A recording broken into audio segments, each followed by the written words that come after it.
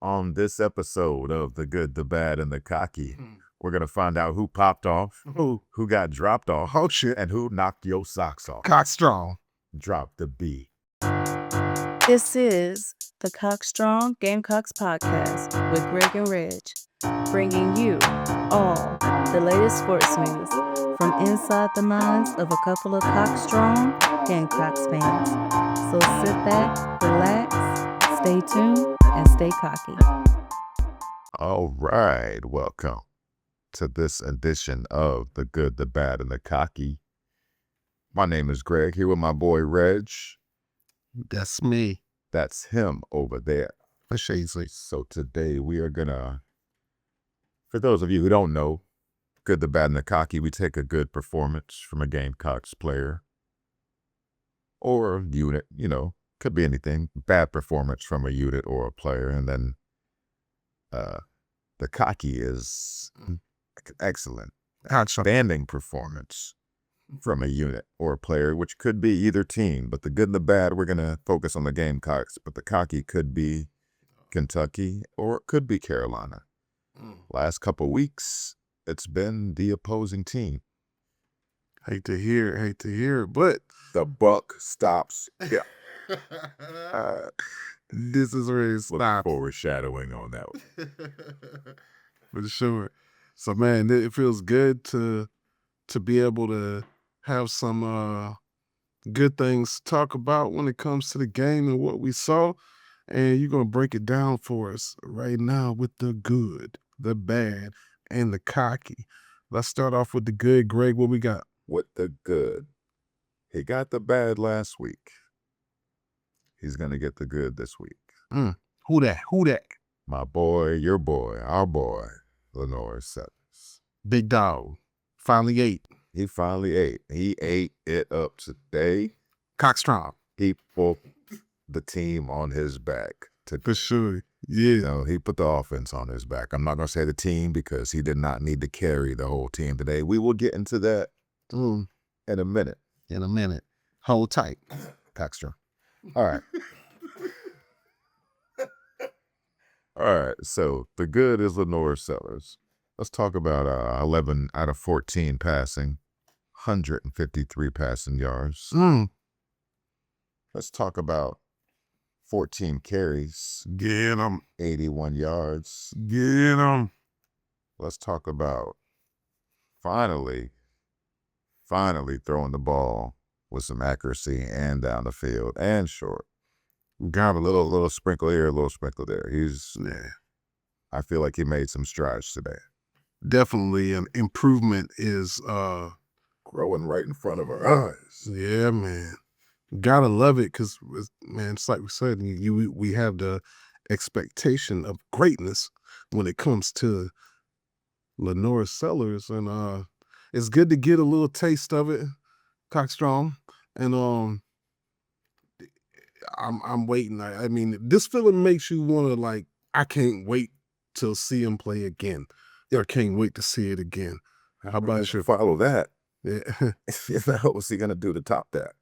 We're gonna find out. Hopefully. So we talk about the good. We talk about the good. Let's talk about the bad. The bad. Even with victories, there's still room for improvement. Room for growth. You already know. This is the only negative part I could find about this game, which is not a bad thing, but this part of the game was kind of bad. So we talked about Lenore's having 14 carries for 81 yards. The rest of the running game, would you believe it, 34 carries, 97 yards. Damn. 2.8 yards per carry. I'm glad you said that because I was just thinking my math ain't mathing right now, Coach. How much? To what? 2.8 yards per carry on 34 carries for everybody not named Lenore Sellers. Now, they did rush for 3 touchdowns. Can't get mad at that.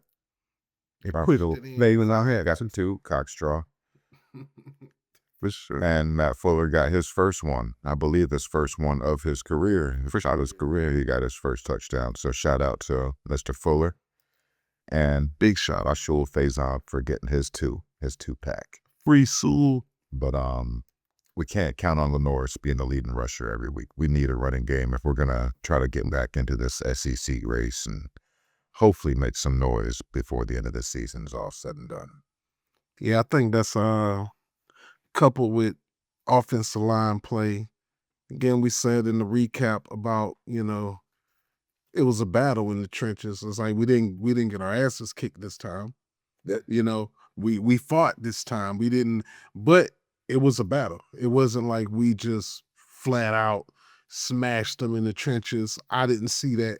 And that affects the run game. We got some good runs in there, but it's a lot easier for Lenoris when you can come off of a read, stretch the field a little bit, get on the outside.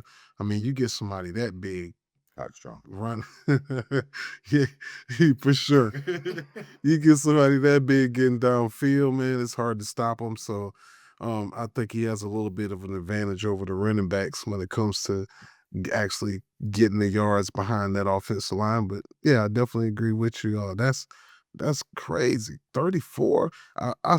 I heard Shane Beamer talk about it in this interview in this press conference, and he mentioned the amount of yards that they had, and then he quickly threw in there the amount of attempts, and I was like, wait a minute, like that don't sound right. Definitely stay committed to the running game.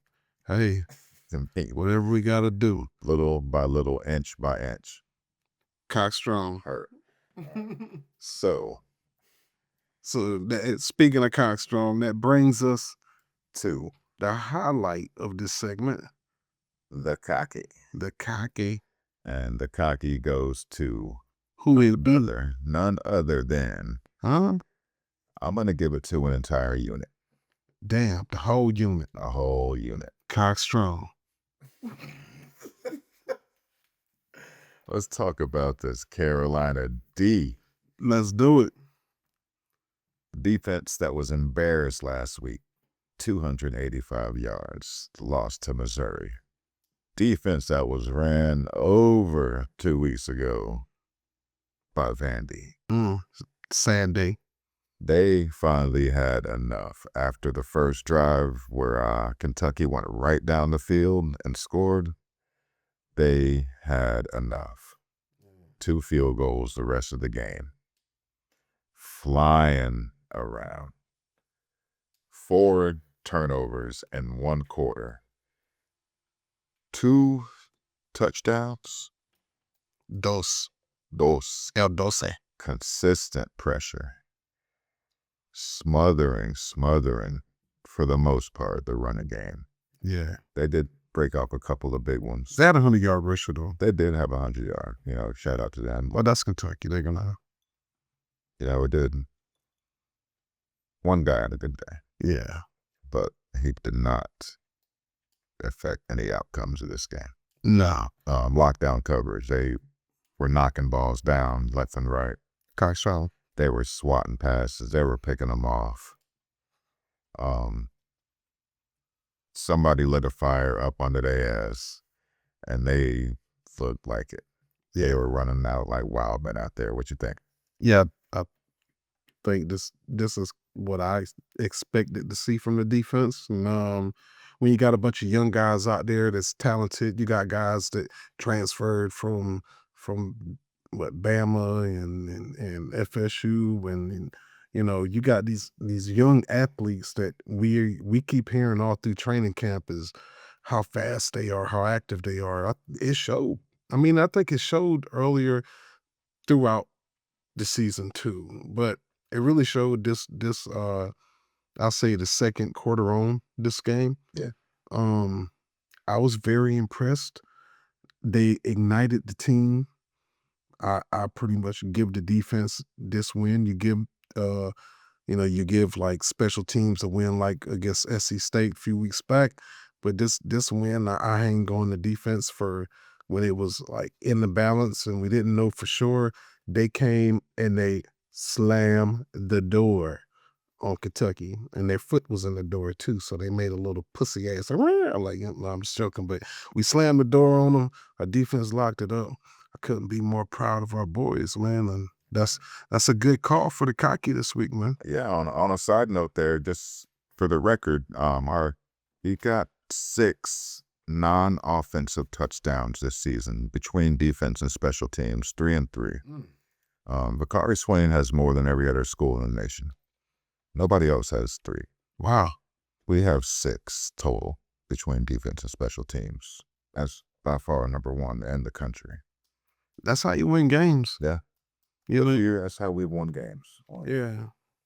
So imagine once we get it all together, because we don't. I mean, we don't have it all together right now, but It's coming. it's cock strong. It is coming.